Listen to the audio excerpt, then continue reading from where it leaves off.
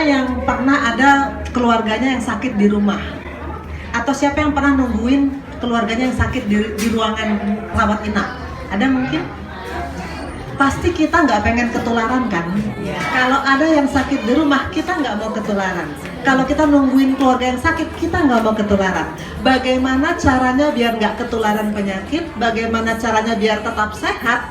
Etika batuk hendaknya Bapak Ibu selain untuk diri sendiri juga diceritakan pada teman-teman, pada tetangga, pada keluarga, supaya kita dan lingkungan kita sama-sama terhindar dari penularan penyakit. Saya IPCN itu perawat pengendali infeksi di Rumah Sakit Koja. Kalau sudah tahu di rumah sakit, otomatis banyak banget istilahnya, nggak cuma satu penyakit, berkumpullah semua di sini penyakit, berkumpullah di sini semua banyak jenis kuman. Etika batuk itu karena apa?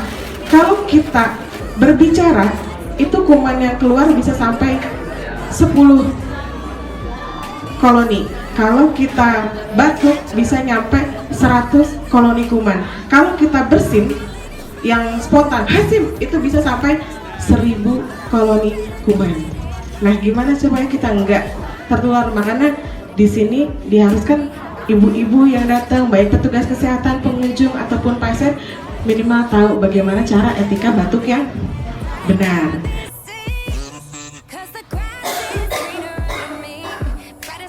Aduh, kenapa nggak tutup mulut di saat batuk, karena itu bisa menular ke lingkungan sekitar. Ayo menyimak etika batuk, etika batuk, etika batuk, karena itu sangat berguna mencegah penularan.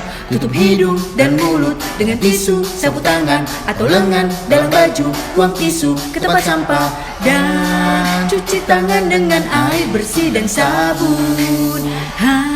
Baby, I'm sorry. I'm not sorry. Baby, I'm sorry.